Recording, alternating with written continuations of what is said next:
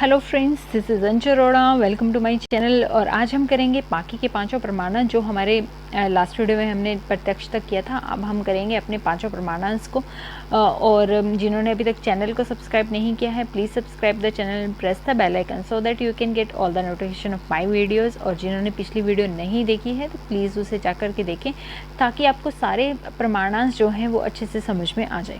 ठीक है, तो लेट्स स्टार्ट फॉर अनुमाना टुडे।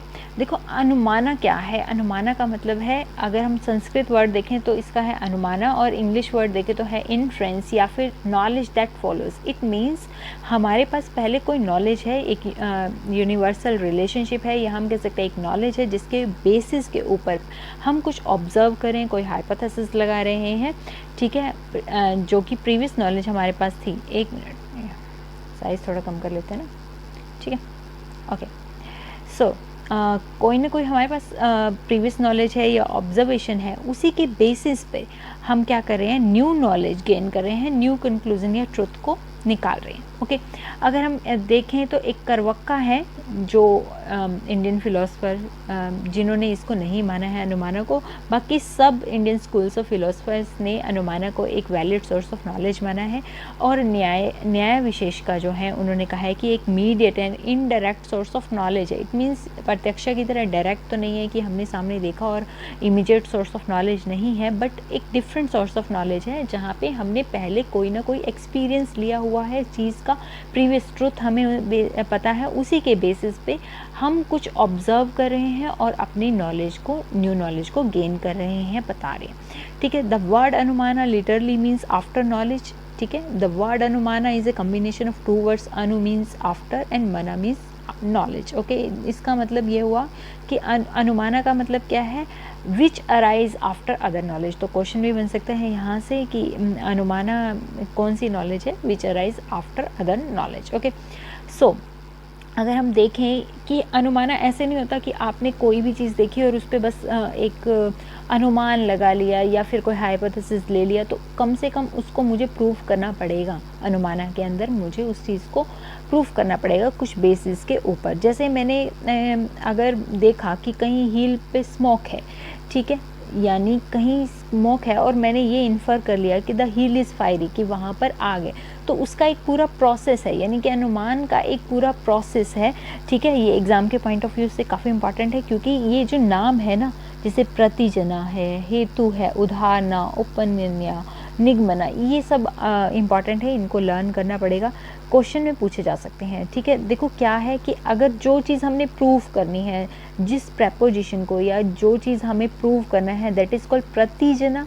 ठीक है, या फिर हम उसे साध्य भी कहेंगे, आगे चल करके इसके बारे में और भी बात करेंगे। ठीक है, because the hill is smoky, क्योंकि क्या है, हिल पर स्मोक है, क्या हुआ, वो एक रीज़न हुआ हमारा। अब हम उदाहरण देंगे, यानी अलग अलग एग्जाम्पल देंगे कि जहाँ भी मैंने देखा स्मोक था वहाँ फायर थी। ठीक है ना, जैसे मैंने किचन में देखा कि धुआं उठ रहा था, तो वहाँ पे क्या था, फायर थी। लोहड़ी वगैरह जलाते हैं या होली वगैरह जलाते हैं, तो वहाँ पे भी हम देखते हैं कि हमारे स्मोक हो जाता है और वहाँ पे भी फायर होती है। ठीक है, तो उसके बाद क्या होगा, री इन्फॉर्मेशन करेंगे, क्या जो मैंने देखा था हील पे स्मोक है, क्या वो स्मोक है। यस, अगर हाँ वो स्मोक है, तो फिर मैं एक कंक्लूजन ड्रॉ कर लूँगी कि निगमना, यानी कि हाँ हील इज़ फायरी, यानी कि हील पे फायर है। ठीक है, in the above example we pass from the perception of smoke in the hill to the knowledge to the existence of fire in it on the ground of previous knowledge। क्योंकि previous में हमने ऐसा सब कुछ देखा हुआ है, हमने काफ़ी सारे एग्जाम्पल दिए कि हमने पहले ऐसा प्रत्यक्ष में देखा है, उन्हीं के बेसिस पर ही हम ये नॉलेज इन्फर कर रहे हैं कि हील भी क्या है, फायरी है। ठीक है, thus we may hold the inference is a mediate knowledge of an object. ठीक है, सबसे बड़ी बात एक mediate knowledge of an object है, डायरेक्ट नॉलेज नहीं है। Derive from the medium of the knowledge of the mark smoke by virtue of relationship और invariable concomitants between them. It means एक यूनिवर्सल रिलेशनशिप है फायर और smoke के ऊपर, उसी के बेसिस के ऊपर हम एक अपनी ऑब्जर्वेशन या फिर हम कह सकते हैं अपना एक कंक्लूजन या एक न्यू नॉलेज को निकाल रहे हैं। ठीक है, अब देखो न्याय टर्मिनोलॉजी में ये जो एग्जांपल दिया हुआ है, देखो ये जो चीज़ें हैं ना, एग्ज़ाम के पॉइंट ऑफ व्यू से बहुत इंपॉर्टेंट है, क्योंकि पूछा जाता है। पक्षा किसे कहते हैं, माइनर टर्म को कहते हैं, जहाँ पे हम कह रहे हैं hill would be called as paksha, ठीक है। हील क्या है, पक्षा है, जो कि एक माइनर टर्म है जहाँ पे हमने स्मोक को देखा। फायर क्या है, साध्या है, साध्या यानी मेजर टर्म होती है हमारी। और स्मोक क्या है, हेतु, जिसे हम लिंगा भी कह सकते हैं, linga. Okay, the relationship between smoke and fire is called the vyapti, जिसके बारे में हम पूरा डिटेल में समझेंगे, हमारे इस सिलेबस के अंदर है व्याप्ति कैसे इस्टेब्लिश की जाती है और उसका स्ट्रक्चर भी, सब कुछ, ठीक है। तो मिडिल टर्म हमारी क्या होती है, जिसे हम कहते हैं व्याप्ति, ठीक है। और हम जो हेतु होता है यानी कि जो रीज़न होता है ना हमारा, ठीक है। देखो मिडिल टर्म हम व्याप्ति को नहीं कहेंगे, मिडिल टर्म हम लिंगा या हेतु को कहेंगे अगर हमसे पूछा जाता है क्वेश्चन के अंदर। बट वो जो हेतु है या फिर जो लिंगा है वो कैसे इस्टेब्लिश हुआ, वो व्याप्ति के कारण हमारा इस्टेब्लिश हुआ कि रिलेशनशिप है स्मोक एंड फायर के अंदर, ठीक है। अब हेतु के 5 कैरेक्टरिस्टिक्स हैं हमारे, ठीक है। इन कैरेक्टरिस्टिक्स की काफ़ी इंपॉर्टेंस है एग्ज़ाम के पॉइंट ऑफ व्यू से। इट मस्ट बी प्रेजेंट इन पक्षा, सबसे बड़ी बात कि जो हमारा हेतु है, जो रीज़न है, वो प्रेजेंट होना चाहिए पक्षा के अंदर, इट मीन्स माइनर टर्म के अंदर। क्योंकि हमारा जो यहाँ पे हम देखें हेतु क्या है, स्मोक है, तो सबसे पहले स्मोक हिल के अंदर होगा तभी हम कुछ आगे इन्फर करेंगे, ठीक है। तो it must be present in the paksha, it must be present in all positive instances. अगर मैं जो उदाहरण दे रही हूँ या फिर हमारे एग्जांपल दे रही हूँ पॉजिटिव वाले, उसको जो मैंने ऑब्जर्वेशन किया है या जो मैं अपना कंक्लूजन ड्रॉ करना चाहती हूँ उसके पॉजिटिव इन्फ्लुएंस में, तो वो जो एग्जांपल्स हैं उसमें वो मेरा मिडिल टर्म है, जो सॉरी माइनर टर्म है, वो इन होना चाहिए, प्रेजेंट होना चाहिए। ये नहीं कि मैं जो उदाहरण दे रही हूँ उसमें स्मोक है ही नहीं। और एब्सेंट होना चाहिए नेगेटिव इंस्टेंसेस में, यानी कि विपक्षा में वो एब्सेंट भी होना चाहिए, ठीक है। It must not incompatible with the minor term और पक्षा, वो ऐसा नहीं होना चाहिए कि इनकम्पैटिबल हो, ऐसा नहीं। जैसे अब मैं कहूँ कि लेक फायरी है तो ये क्या हो गया, एक तरीके से इनकम्पैटिबल हो गया ना, ठीक है। हिल इज़ फायरी तो समझ में आता है, बट पानी आग है, तो अगर मैं ऐसा कुछ कहती हूँ तो ऐसा नहीं होना चाहिए, जो माइनर टर्म मेरी है उससे वो इनकम्पैटिबल नहीं होना चाहिए। Okay, all the other contradictions by other means of knowledge should be absent, जो अलग और भी कॉन्ट्राडिक्शन हैं वो भी एब्सेंट होने चाहिए, तभी हम एक कंक्लूजन पे जाएंगे। ओके, अब देखो क्वेश्चन क्या आया हुआ है हमारा दिसंबर 2019 में। The term paksha according to the classical Indian schools of logic refers to which of the following terms in the process of inference, major term, undefined term, minor term and middle term. तो अभी आपको बता कर ये आई हूँ कि that is called minor term, और विच इज़ वेरी इंपॉर्टेंट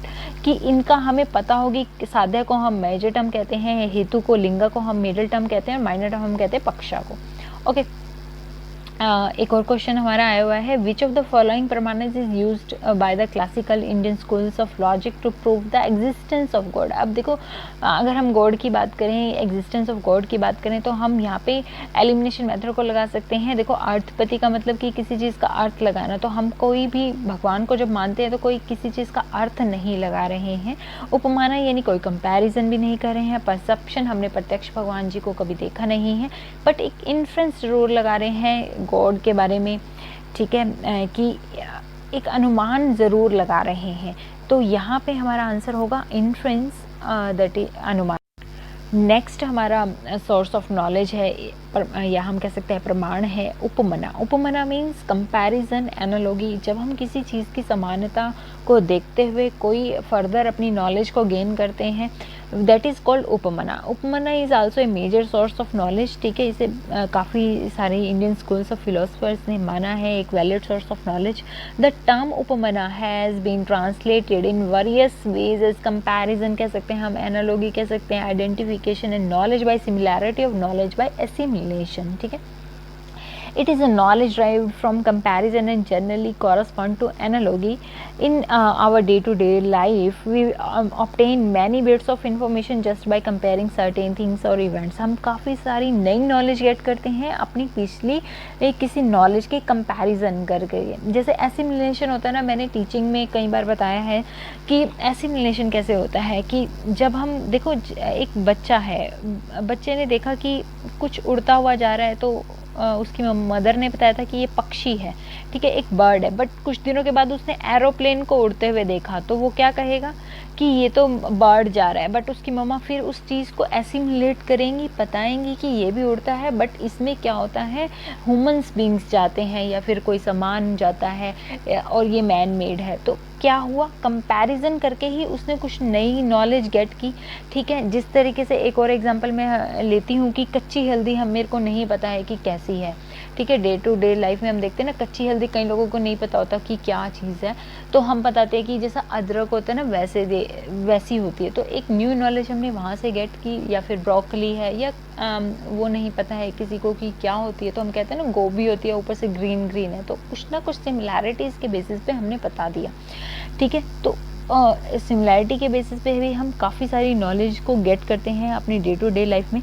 ठीक है, अब ये देखो क्वेश्चन आया हुआ है हमारा, consider the example provided below the gavaya is like my cow. तो क्या है, यहाँ पे कंपैरिजन हो रहा है एक तरीके से, तो हमारा आंसर रहेगा यहाँ पे कंपैरिजन। ओके, सिंपल से क्वेश्चन आए हुए थे हमारे दिसंबर 2019 में।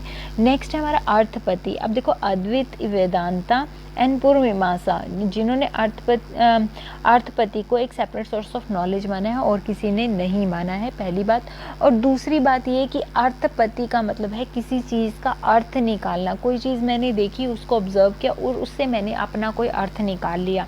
ठीक है, तो कहीं ना कहीं ये इन्फ्रेंस के जैसा ही लगता है। और न्याय स्कूल्स ऑफ फिलोसफी ने इसे इन्फ्रेंस के अंदर ही मर्ज किया है। उन्होंने कहा है कि ये एक अलग सेपरेट सोर्स ऑफ नॉलेज नहीं है। न्याय विशेषका ने जो कहा है, उन्होंने कहा कि इन्फ्रेंस के अंदर ही हमारा अर्थपति आ जाता है। बट काफ़ी सारे स्कूल्स ऑफ नॉलेज हैं, जैसे अद्वैत, वेदांता, पूर्व मीमांसा, जिन्होंने अर्थपति को एक सेपरेट सोर्स ऑफ नॉलेज माना है। ठीक है, जैसे यहाँ पे लिखा हुआ है, according to Naiyayikas, if we comprise arthapatti with anumana, it is rather rendered into anumana for circumstances and disjunctive hypothetical syllogism. ठीक है, एक तरीके का हम कह सकते हैं ये डिसजंक्टिव हाइपोथेटिकल सिलोजिज्म है। The word arthapatti goes under various translation and presumption हो गया, postulation, position, implication and assumption. Okay, तो ये जो नाम है ना, ये भी आपने ध्यान रखने हैं, क्योंकि कई बार अर्थपति नहीं देंगे, वो कहेंगे क्वेश्चन में, ऑप्शन में दे देंगे इम्प्लीकेशन या पोस्टुलेशन ड्राइव्ड फ्रॉम सर्कमस्टेंसेस। ठीक है, कुछ हमने सर्कमस्टेंसेस देखे हैं, उनसे हमने कोई चीज़ ड्राइव की है। ठीक है, अर्थपति के अंदर कुछ अपना अर्थ निकाला उस चीज़ का। ठीक है, जैसे हम कह सकते हैं एग्जाम्पल अगर लें कि कोई पर्सन है, देखो डेली टू डे अगर हम एग्जाम्पल लें डेली लाइफ में से, तो ज़्यादा जल्दी समझ में आते हैं चीज़ें। तो अगर मैंने किसी को यहाँ से बस पे चढ़ाया, ठीक है, करते हैं ना हम ऐसा, हमें पता है कि उसकी ड्यूरेशन क्या है, 2-2.5 घंटे में या 2.5 आवर्स में वो पहुँच जाता है। तो हम क्या अर्थ लगा लेते हैं कि मैंने इस टाइम बिठाया था, अब ये हो गए 2.5 आवर्स हो चुके हैं, तो वो वहाँ पहुँच चुका होगा। ये अर्थ लगा लेते हैं ना हम सर्कमस्टेंसेस देख करके, तो दैट इज़ कॉल्ड अर्थपति। ओके, अर्थपति और इन्फ्रेंस में, यानी इट मीन्स इम्प्लीकेशन और इन्फ्रेंस में डिफरेंस क्या है कि उसमें हम क्या कर रहे हैं, चीज़ों को रीइन्फॉर्म कर रहे हैं, यूनिवर्सल कॉन्कमिटमेंट से रिलेशनशिप दिखा रहे हैं। बट यहाँ पे हम सिर्फ सर्कमस्टेंसेस को देखते हैं और अर्थ निकाल लेते हैं। और डेली लाइफ में हम ऐसा ही करते हैं। कोई आपको पतला दुबला पतला बंदा नज़र आता है, दिखता है, तो हम क्या कह देते हैं, भाई तू तो खाता ही नहीं होगा, है ना, ऐसा ही होता है। तो अर्थपति यही है कि हम कोई भी सर्कमस्टेंसेस देख रहे हैं, कोई चीज़ सिचुएशन देख रहे हैं, उससे हम कोई न्यू नॉलेज गेन कर रहे हैं, न्यू कोई ना कोई हम अर्थ निकाल रहे हैं। ठीक है, अब जैसे ये एग्जांपल काफ़ी इम्पॉर्टेंट है और काफ़ी 2 बार आ चुका है, जून 2019 में भी और दिसंबर 2019 में भी। ठीक है, Devdatta is fat and he does not eat during the day.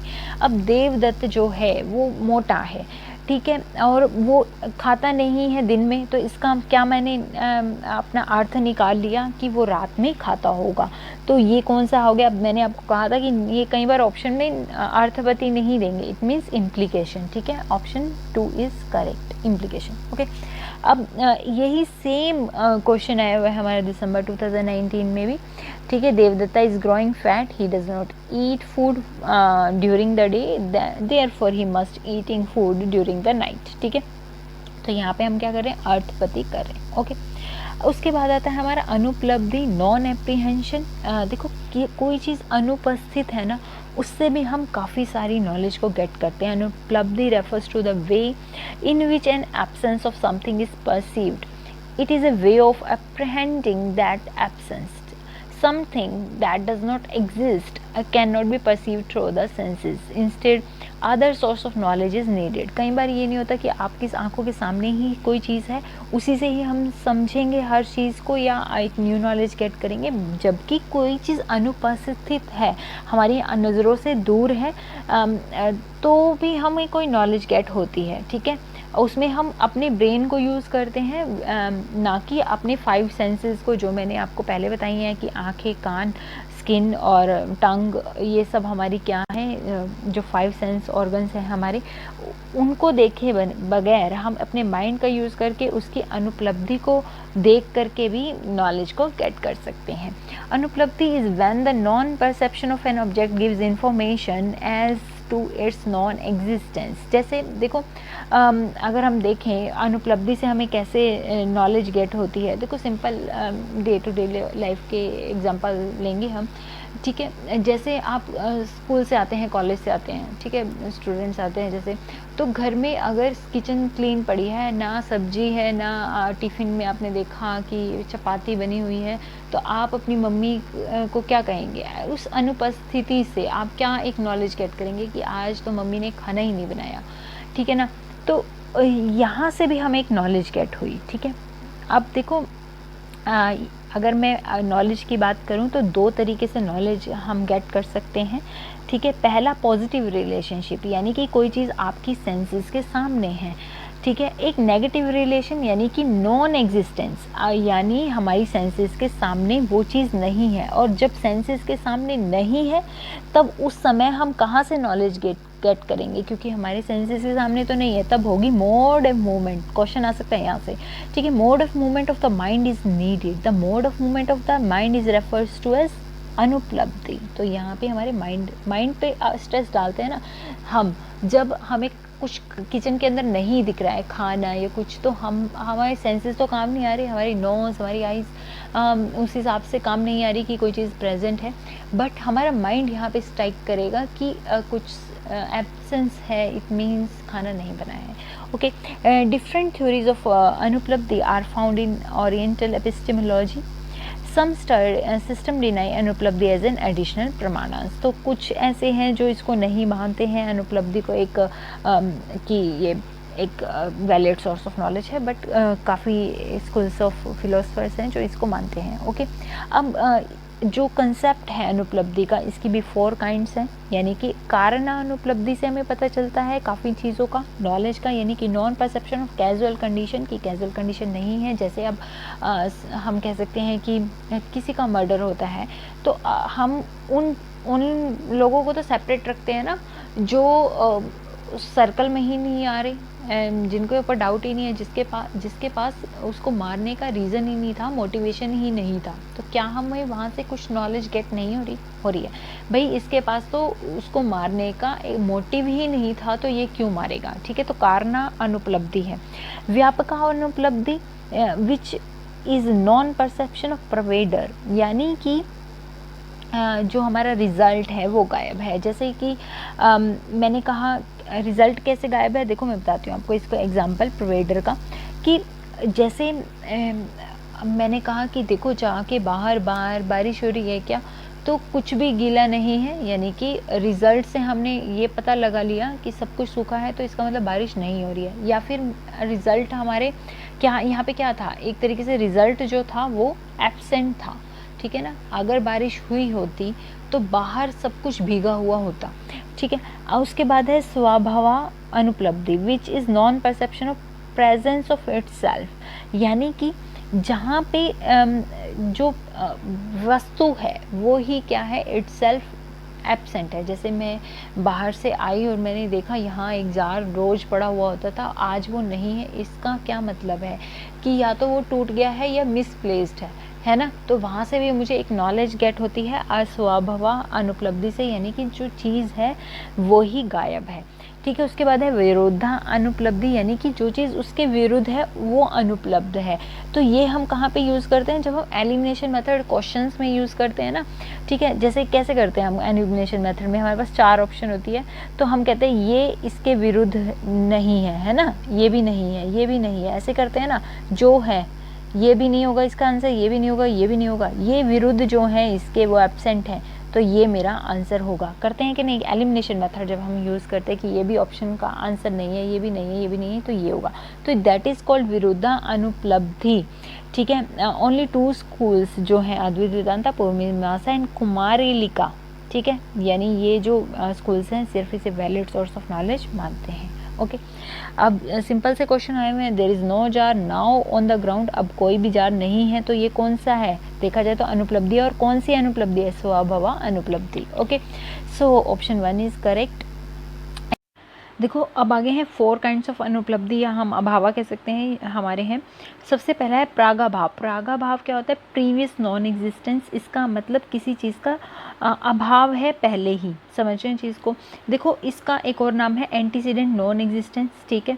तो हमें इंग्लिश और हिंदी दोनों ही नामों का पता होना चाहिए, क्योंकि क्वेश्चन में कुछ भी पूछ लेते हैं, तो ध्यान रखना है प्रागाभाव, प्रागाभाव से ही समझ में आएगा। Previous non existence, antecedent non existence, यानी कि अभी वो चीज़ बनी ही नहीं है, वो अभी वो चीज़ है ही नहीं। जैसे एक एग्जांपल से समझेंगे, एक जार है, उसके 2 पार्ट्स होते हैं ना, ठीक है, अभी तक वो पॉटर ने बनाया ही नहीं है, ठीक है, उस जार को, तो क्या है वो, जब तक वो बनेगा नहीं तब तक क्या रहेगा, प्रागाभाव। जब वो जार बन जाएगा तो क्या हो जाएगा, वो प्रागाभाव जो है वो डिस्ट्रॉय हो जाएगा, ठीक है। इसका मतलब प्रागाभाव की कोई बिगनिंग तो नहीं है बट एंड है, समझ गए, ठीक है। उसकी बिगनिंग नहीं है बट एंड है। एंड कब होगा, जैसे ही वो बन जाएगा, जैसे ही कोई चीज़ बनेगी तो उस चीज़ का अभाव ख़त्म हो जाएगा, और प्रागाभाव जो है वो हमारा डिस्ट्रक्ट हो जाएगा, ठीक है। और ये भी कहा गया है कि pragabhava is not destroyed, any effect will never be produce. जब तक प्रागाभाव जो है ख़त्म नहीं होगा तो कोई चीज़ ही प्रोड्यूस नहीं होगी, ठीक है। आई होप ये आपको समझ में आया होगा। जैसे अब सिंपल लेमन लैंग्वेज में समझे कि जब तक आपकी मम्मी ने खाना नहीं बनाया है, ठीक है, तब तक उस चीज़ का अभाव है ना। और जब आपकी मम्मी ने खाना बना दिया तो फिर वो अभाव ख़त्म हो गया, ठीक है, यानी प्रागाभाव जो है वो डिस्ट्रक्ट हो गया, है ना। बस सिंपल है, यही है बस। प्रागाभाव जब तक वो चीज़ बनी नहीं है ना, आपको अभी भूख लगी, आपकी मम्मी ने खाना नहीं बनाया, तो उस चीज़ का अभाव है ना, प्रागाभाव है वो, ठीक है। और जब बन जाएगा तो वो अभाव जो है वो नष्ट हो जाएगा, प्रागाभाव नष्ट हो जाएगा, ठीक है। नेक्स्ट है प्रथमा मम स्वभाव, बहुत संस्कृत के वर्ड ऐसे हैं, ठीक है। डिस्ट्रक्शनल नॉन एग्जिस्टेंस, अब देखो डिस्ट्रक्शनल नॉन एग्जिस्टेंस या पोस्टीरियर नॉन एग्जिस्टेंस क्या है, इसमें देखो क्या कहा गया है कि जब पॉटर है, जैसे अभी हमने पॉटर वाला ही अपना एग्जांपल लिया था, ठीक है, वो बन गया, उसके बाद वो क्या हो गया, ब्रोक हो गया, ब्रोकन इनटू 2 पीसेस, ठीक है, 2 पीसेस में, या हम कह सकते हैं कि मतलब टुकड़ों में टूट गया या कुछ है, तो अब वो जार का क्या हो गया, अभाव हो गया, ठीक है। उत्पन्न हुआ था, प्रोड्यूस हुआ था, बट अब क्या हो गया, वो डिस्ट्रक्ट हो गया या टूट गया, तो अब उसका अभाव हो गया। बट अब वो क्या दोबारा वैसा जार बन सकता है, नहीं बन सकता। तो क्या हुआ, वो हमारा डिस्ट्रक्शनल नॉन एग्जिस्टेंस हुआ, ठीक है। इसकी बिगिनिंग है, ठीक है, ये अभाव की बिगिनिंग है बट एंडिंग नहीं है, कभी भी एंड नहीं होगा इस अभाव का। क्यों ये एंड नहीं होगा इस अभाव का, क्योंकि भाई वो दोबारा जार वैसा का वैसा दोबारा थोड़ा ना बन सकता है। अब पिछला वाला एग्जांपल लेते हैं कि आपकी मम्मी ने खाना नहीं बनाया था, तो क्या था, हमारा प्रागाभाव था। अब खाना बन गया तो वो ख़त्म हो गया, ठीक है। अब वो आपने खा लिया, अब वो ख़त्म हो गया ना, तो अब फिर दोबारा से एक अभाव शुरू हो गया, या हम कहो कि गिर गया या ख़राब हो गया, तो फिर क्या हो गया, डिस्ट्रक्शनल नॉन एग्जिस्टेंस हो गई हमारी, ठीक है। प्रंदभा मा साभाभाव कहेंगे इसको, ठीक है। आई गेस ये समझ में आया होगा, सिंपल है कि बिगनिंग है इसकी बट एंडेड, मतलब ये एंड कभी नहीं होगा इस अभाव का। क्यों इस अभाव का कभी एंड नहीं होगा, क्योंकि वही चीज़ दोबारा से बनकर नहीं आ सकती, ठीक है। उसके बाद है अनंत भाव, यानी एब्सोल्यूट नॉन एग्जिस्टेंस, ऐसी चीज़ जो कभी होती ही नहीं है, जो कभी है ही नहीं। जैसे अब कह सकते हैं भूत, किसी ने देखे हैं भूत, तो वो क्या है, एब्सोल्यूट नॉन एग्जिस्टेंस है, ठीक है, refers to absolute non existence and represent one of the 4 type of abhava है ये भी, ठीक है। और ये कहा गया है कि एक जैसे colour is never seen in years, कभी आपको कलर नज़र आए हैं एयर के अंदर? नहीं, हमें कभी नज़र आए, तो उस चीज़ का अनंत अभाव है, हमेशा के लिए एब्सोल्युटली वो नॉन एग्जिस्टेंस करते हैं। तो इस तरीके के क्वेश्चन पूछा जा सकता है, ठीक है। अब ये क्या है, बिगिनलेस है और एंडलेस है, ठीक है। तो ये इस चीज़ से भी क्वेश्चन पूछे जा सकता है कि अनंत भावा क्या है, बिगिनलेस और एंडलेस है। और जो हमारा अभी हमने पढ़ा था वो क्या था कि इसका एंड नहीं होगा बट बिगिन होगा, और इसमें बिगिनिंग का हमें नहीं पता बट एंड है इसका, है ना।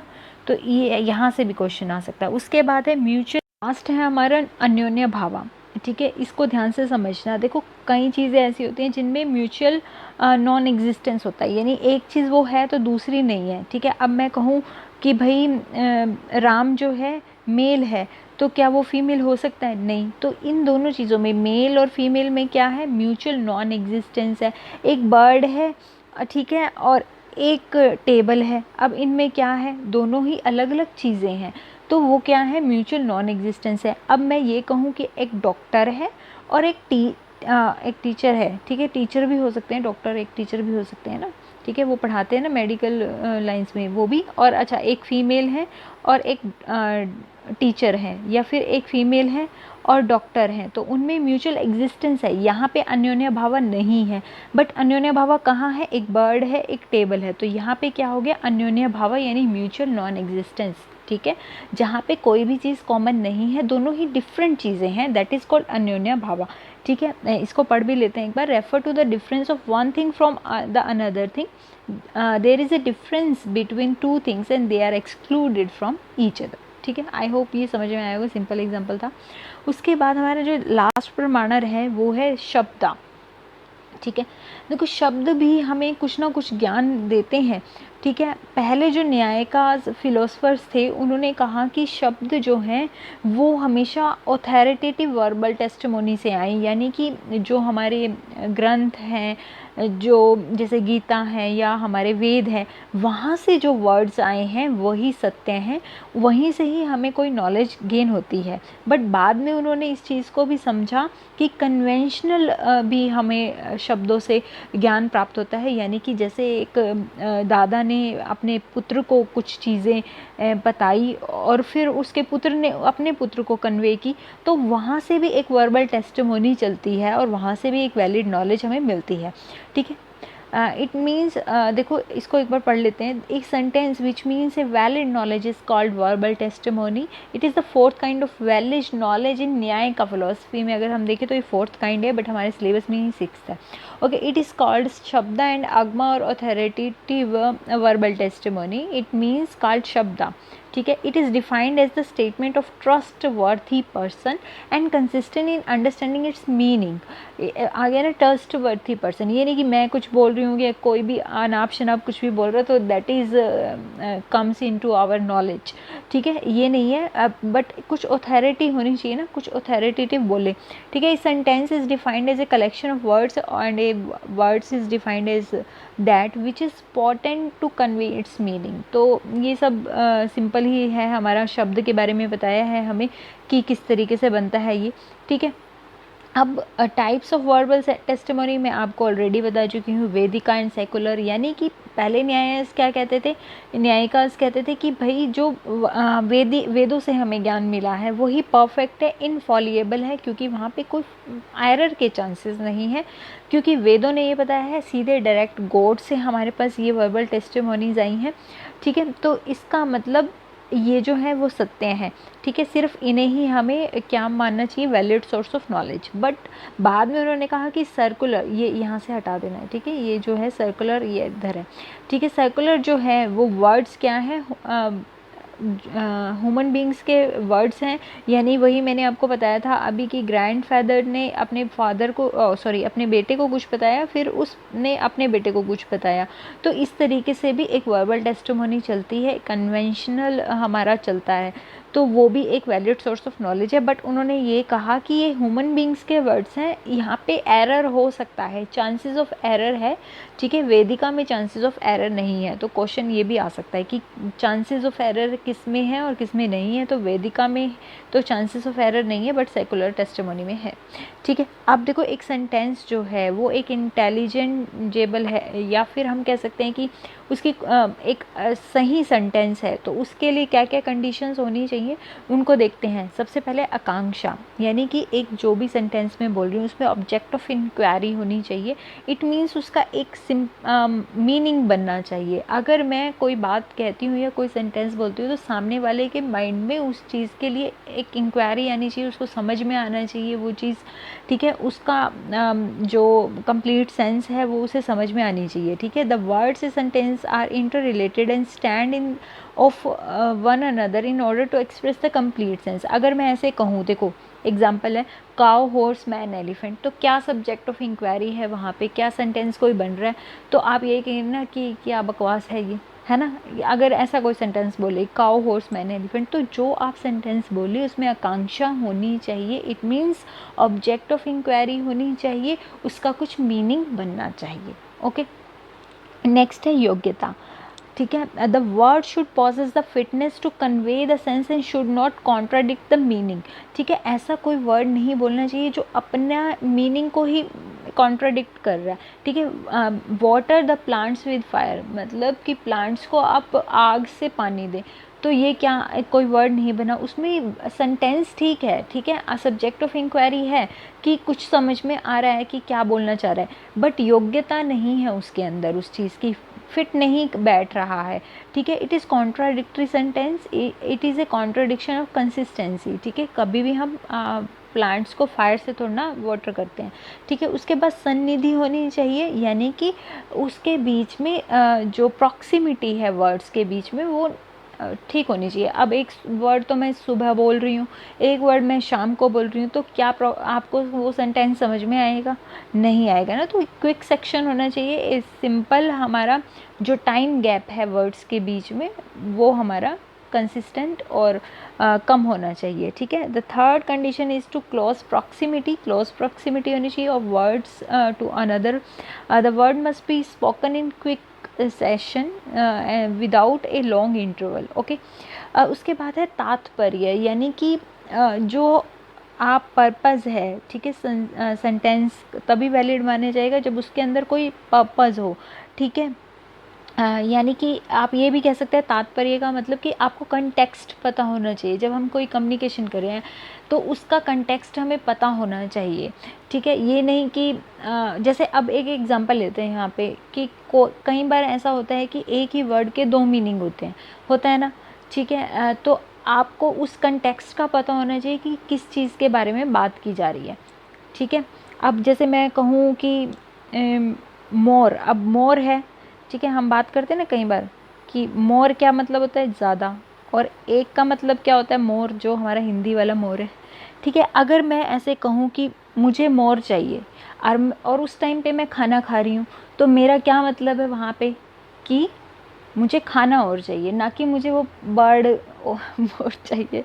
और अगर मैं कहीं घूमने गई हूँ तो मैं यही कहूँगी ना, मुझे मोर देखना है, क्या मतलब मुझे बर्ड देखना है, ओके। तो मतलब कंटेक्स्ट का पता होना चाहिए। तो यहाँ पे भी मैंने एक एग्जांपल लिया हुआ है सेंधुआ का, तो एक सेंधुआ का मतलब होता है नमक और एक सेंधुआ का मतलब होता है हॉर्स। तो जिस बात का तात्पर्य है, यानी जिस कंटेक्स्ट में हम बोल रहे हैं, वो कंटेक्स्ट आपको पता होना चाहिए सेंटेंस का, उसी कंटेक्स्ट में आप बात करेंगे ना। ये थोड़ी ना है कि आप कहीं और कर रहे हैं और कंटेक्स्ट कहीं और चल रहा है, ठीक है, ओके। सो अच्छा, ये हो गया हमारा 6 के 6 प्रमाणस आज हमारे कंप्लीट हो गए हैं। So that is all for this video, we will meet in the next video. Till then stay blessed, keep study, okay, bye bye.